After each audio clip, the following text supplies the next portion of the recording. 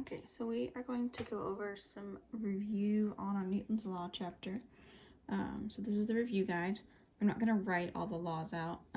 The first law is that an object in motion will stay in motion unless acted on by an unbalanced force. Same thing is true if it is at rest, it will stay at rest unless acted on by an unbalanced force. Second law is you can literally just do like your net force equals mass times acceleration. That's the one that says that the acceleration of an object is directly proportional to the force applied to it and inversely proportional to the mass of the object, but you can just write it like that. And then the third law is every action has an equal and opposite reaction, which just means that if you apply a force to an object, it's going to push back with the same force. So let's just kind of talk through some of these. Some of them I'll write, some of them I won't. I'll work the problems out though, for sure. So if an object is stationary or moving at a constant velocity, what do we know about the forces? So stationary and constant velocity have one thing in common, and that is that the acceleration is 0. If there is no acceleration, that means there is no force or no net force. So there may be a bunch of forces, but there's no net force, which also another way of saying that is that they are balanced forces. Either one of those means the same thing. Number 3, if an object is accelerating, which is just the opposite of number 2, what do we know about the forces acting on it? We know 2 things. 1, they're unbalanced. And then 2, we also know the net force is in the same direction as the acceleration. In the same direction as acceleration. So that just means that if the acceleration is to the right, that means the net force has to be acting to the right. If the acceleration is to the left, net force is acting to the left, up, down, whatever direction. So we know that the forces are unbalanced, and we know that the net force is in the same direction as the acceleration. You're never going to have a net force pushing to the right and a thing accelerating to the left. It doesn't happen. Okay, so then difference between mass and weight. So the mass is the amount of matter in an object. So like the stuff that makes you up. And then the weight is the pull of gravity on an object. So if you were to change your location, the number of molecules in your body do not change, but the gravity would change. So this is the one that will change based on your location. This one does not change no matter where you go. This one's gonna be measured in kilograms. This is gonna be measured in newtons. So that's kind of how you can tell from the units. So if you have a 58 kilogram person going to the moon, 58 kilograms, that is a mass. So the mass stays the same. So if you're 58 kilograms on Earth, then you're 58 kilograms on the moon. That does not change no matter where you go. Then we're trying to find the weight of the person on the moon. That one is the one that's going to change. So if it's a 6th as strong as it is on Earth, that just means we can do 1/6 times 9.8. And we can figure out what the gravitational acceleration is, which is 1.63. That just means that that's little g for the moon. Okay, so g is different for different locations. So to find the weight, we do Fg equals mg, and then we do our 58 times 1.63, and we end up with 94.54. So our weight would be 95 newtons. So that would change based on where you are. So you would not weigh 95 newtons on the Earth. Okay, so now we get to some problems. That one kind of was a problem, but so this one, you're pushing a box horizontally across the floor. The mass of the box is 12.4 kilograms, so that's a thing we know. So mass is 12.4 kilograms. We know that the coefficient of friction is 0.43. That's the mu symbol. Remember? So it's the one that looks kind of like a backwards Y. I don't really know how to describe it. It's a Greek letter. And then we're looking for the force of friction. So you are going to use your friction equation. It's moving, so it's going to be equal to. So our coefficient of friction we know, the normal force we do not know. So we need to think about normal force. Now remember, so far we've been just talking about things that are on flat surfaces that are not moving vertically. None of our forces are vertical. So for now, we're doing problems where our normal force is going to be equal to our weight. Next unit, we will talk about what happens when they're not equal. For now, they're equal. So that means to find the normal force, we can do m times g. So you can do that in 2 steps, or you can do it in 1 step. So one way is you can plug in your numbers for m and g, find a number, answer, and then plug that in over here and then do that. Or you can plug this equation in here. I'm going to do that because it's less writing. So I have mu times Fn, and Fn is mg. So it's just mu mg. So I get 0.43 times 12.4 times 9.8.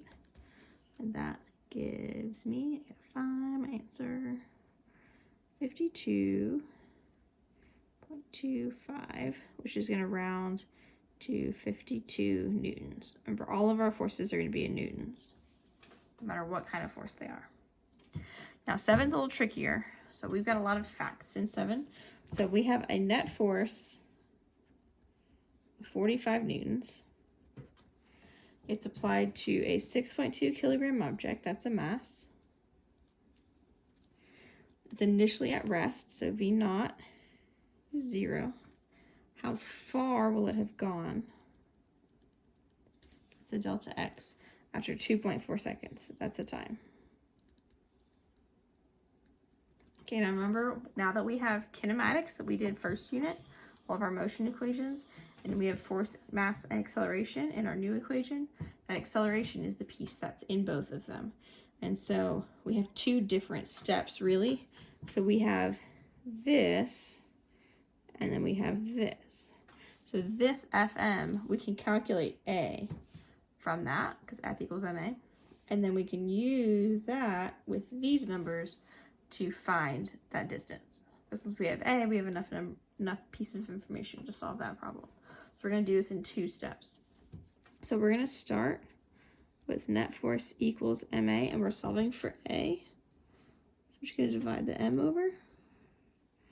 So our acceleration, that cancels, is going to equal 45 over 6.2, which is going to equal 7.258. That's not our final answer, so we don't want to round that. We're just going to hold on to that. So we have an acceleration. Now we have an initial velocity, a delta x, a time, and an acceleration. We need to connect those dots. So we need our motion equation that does not have final velocity in it, which is going to be this one that we used a ton last unit. Okay, and then we have an initial velocity of 0, so that whole thing is gone. And we're trying to find how far, so this is already solved for delta x. So it's just going to be 1/2 times acceleration, which is what we found in step 1, times t squared. T was our 2.4. So we multiply that all together, we get 20.903, which rounds to 21 meters.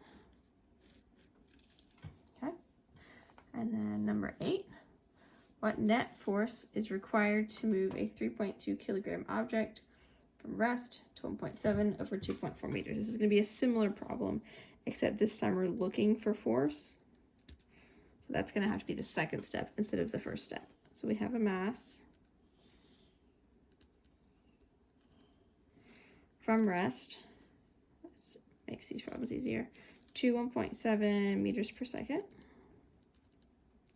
over 2.4 meters. Okay, so we're looking for net force We have net force equals mass times acceleration, but we don't have acceleration yet. So we're going to use these numbers to find acceleration, and then plug that in with those to find our net force. So first of all, we need something that has v, v naught, delta x, and a. Notice there's no time, so we need to pick our equation that doesn't have time in it, which is going to be our v squared.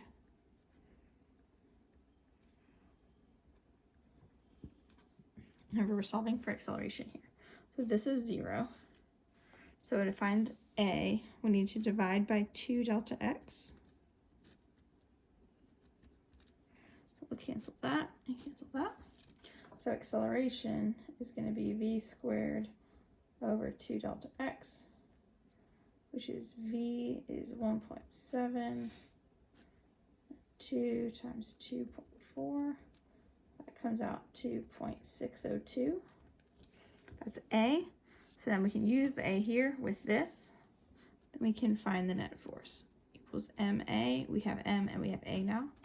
So that's just going to be 3.2 times 0.602, which gives us 1.9264, which is 1.9 newtons, is what we round that to. Okay, so that is page 1. So page 2. Okay, now this one is purely review from our vector chapter. We're just making sure we know how to do this because it's going to come up in our next unit. So we're just finding x and y components of a force at an angle. So we have 82 Newton force at a 54-degree angle. We're trying to find x and y. So remember, you just need to figure out which one is cosine, which one is sine. So our cosine is our adjacent, so it's going to be x. So x is 82 cosine 54, and y is 82 sine 54. So when we plug that into a calculator, we get 48.198 for this one, and we get 66.339 for this one. So for our final answer, we're going to round this one to 48 newtons, round this one to 66 newtons. There you go. That's it. Okay, now number 11. We have a 5.4 kilogram box, that's a mass.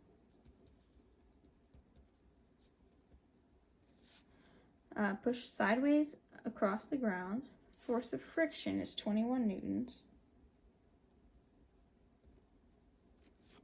What is the coefficient of friction between the box and the floor? Okay, so we're going to use our friction equation. That's the only one that has the coefficient of friction in it. Okay, so we have two forces. We have a friction force, which we already have. We have a normal force. So again, this is one of those going back to what we're doing right now. All the problems right now, if it's pushing sideways and it's on a flat surface, which is the ground, then we're going to assume that Fn equals Fg for now. Again, we'll talk later about what happens when it doesn't. So we're going to say that this is the same thing as if you did mu times Fg. And Fg is equal to mg. So that means this could also be written as that. Again, that's because Fg and Fn are the same right now. So if we're trying to find coefficient of friction, we have Ff equals mu mg. So if we're trying to find that, we need to divide by mg. Now, if you wanted to, you can always find Fg first, get a number for that, and then plug it in. That works too. Eventually, we'll get to a point where sometimes the problems can't be solved unless we keep our letters in, because things are going to cancel. Talk about that next unit. Okay, so our friction force is 21. Our mass is 5.4. And our G is 9.8. So if we plug that all into our calculator, we end up with 0.3968. Now we've got two sig figs, so we're going to keep these two. So that means 0.40. Okay. And again, coefficient of friction has no units, because it's a ratio between two forces. And so the newtons and the newtons cancel, and you end up with no units on that one. And that's a reasonable number, because remember, it should be somewhere between 1 and 2, usually. Okay, number 12. You have a soccer ball with a mass of 450 grams. Kicked with a net force of 65 newtons. What acceleration does the ball experience? Okay, this one's pretty straightforward. There is one thing you have to watch, and that is that our mass is in grams, not kilograms. We can't use newtons with grams. That means we're going to have to convert this into kilograms. So that means we move the decimal 3 points to the left. We end up with 0.45 kilograms. Then we just need to do net force equals ma. So to find acceleration, we just divide by mass. And we get 65 over 0.45, which gives us 144.44. It's a lot of fours. We're going to round to 2 sig figs. And so we end up with 140. And then that is in meters per second squared, because that is an acceleration. Now it sounds really big, but keep in mind you are not actually kicking the ball for that long, and so you're exerting that acceleration just while you're kicking it. So it's that acceleration, but over a very short period of time. Okay, so then 13, a sled with a mass of 12 kilograms is sliding down a hill at a constant velocity. That means acceleration is 0. What is the net force acting on the sled? Well, I have no acceleration, so I have no net force. So my net force is 0. So watch for those constant velocity pieces. These are going to be really important later, because if constant velocity is true, then you don't have a net force. You have a 0 net force. Okay, 14, you're pushing sideways on a cart with a weight. Weight is Fg. So remember, force of gravity and weight are interchangeable. So 75 newtons. The cart is accelerating at 0.75 meters per second squared. What is the net force acting on the cart? Okay, so we're going to use net force equals mass times acceleration again, but we don't have mass. Okay, so we have a weight, so we can use the weight to find the mass. So we can just divide the weight by little g, which is 9.8. So that's 75 over 9.8 should be about a tenth. So 7.653. And then once we have that, then we can do net force equals mass times acceleration. So our mass is our 7.653. If you can keep that number in your calculator as you're going, it's always best. Just don't write all the digits down. So 5.7398, which rounds to 5.7, and it's a net force, so it's newtons. Okay, then 15, we have 2 coefficients of friction. So we have coefficient of static friction, which is 0.64. Coefficient of kinetic friction is 0.51. How much horizontal force does it take to make the 2.2 kilogram box start moving, and how much does it take to keep it moving at a constant velocity? Okay, so we've got 2 problems, we've got 2 coefficients. So our mu s is 0.64, and our mu k is 0.51. So the static friction one is to make it start moving. Kinetic friction is to keep it moving. Kinetic is moving, okay?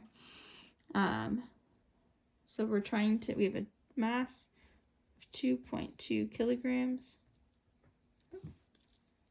So I'm gonna go ahead and find the normal force for both of them because it's the same for both. And so for right now, flat surface, no vertical forces, not moving up and down, it's going to be equal to Fg, which is mg. So our normal force for both problems It's going to be 2.2 times 9.8. So that is going to equal 21.56. So then I can use that to do both problems. So to start it moving, it's going to be mu Fn, mu S, which is 0.64 times 21.56. And that is going to give us 13.7984 or 14 newtons. Okay. And then the second one is kinetic friction, which is just mu K times Fn, same Fn. So I get 0.51 times 21.56. And that gives me 10.9956. And that is going to round to 11 newtons once I go for 2 sig figs. Okay. So now this next page, we are looking at free body diagrams and force equations. We're not actually doing any math. We're just setting them up. Okay. So we have a car trying to stop by applying its brakes. So here's our car. Think about what forces are acting on the car. So they're trying to stop. So there's some friction going backwards. Okay, we always have gravity. The ground is exerting a normal force. Okay, now most people's instinct is to put an arrow going forward, but nothing is actually pushing it forward. The car is going forward because it has inertia, and it's going to go until something stops it. So the brakes are stopping it. I just realized I spelled brakes wrong. So we don't have another horizontal force. It's just the friction force. So we have two force equations for this problem because we've got vertical and horizontal. So in the x direction, we have nothing in the positive direction. All we have is a negative FF. Okay, so it's negative because it's slowing the car down. And then in the y direction, we've got Fn in the positive, Fg in the negative, and that's going to equal MAY. And that's it. Now I'll do another one. The child is pulling a sled in the snow. The kid is pulling at an angle. We don't know what the angle is, but it doesn't really matter. If you want to, you can put this little like angle here so that we know it's at an angle. If you draw it on an extreme enough angle, we're going to be able to tell that anyway. I'm going to call that FP for the kid pulling the sled. We know we've got gravity. It says friction's present, so that's going to be pushing backwards if the kid is pulling that direction. And then we also have a normal force. This would be an example when Fn and Fg are not equal, because you have another force here that has a vertical piece to it. So we've got two equations.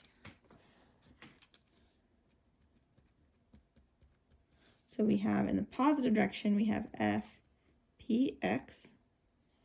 The negative direction, we have friction force, and that's going to equal MAX. And then in the y direction, we have two forces vertically. We have Fn, we have Fpy, then we have Fg in the negative direction. So there's your equation. Okay. This one, two blocks are connected by a string. Another string is pulling one of the blocks horizontally across a frictionless surface. You have block, rope. Okay. So we are going to have, we'll call this M1 and M2, and we'll call this tension 1 and tension 2. So it's like the whole big picture of what's happening. We have two diagrams because we have two blocks. So we're going to do M1 first. So we've got gravity. We've got normal force. We've got a tension. Okay. And it says frictionless, so there's no friction in there. And then that should be it for that one. And then we've got M2 here. So we'll do that one over here, and then we'll do the force equations. So M2 has T2, and then T1. And then it also has gravity and a normal force. Now it may be helpful here to make your FG1 and FG2, FN1 and FN2. Okay, so this equation, in the x direction, all we have is T1 equals M1A. And then in your y direction, you have normal force minus gravity equals MA. It's x and y. Okay. And then in this one, in the x direction, you have, I'm going to draw like a vertical line here to keep them straight. So we have T2 minus T1 equals M2A. Two masses, so I'm making sure I have a subscript on my m's. And then in the y direction, I have Fn2 in the positive, Fg2 in the negative, and that equals M2A, and that's x and that's y. Okay. If you look at the printed handwritten copy, there's a mistake on that one because I had friction force originally and then crossed it out. So just FYI, if you're checking on the answer key, there's a mistake. Okay, so we have a block hanging from a string. It's going upward and accelerating. So we've got gravity, always. It's hanging from a string. So if it's a string, that's a tension. There's no vertical, or there's no horizontal forces. They're all vertical. It's being pulled upward and accelerated. Means that's our positive direction if it's the direction it's moving. And so we only have one equation for this one.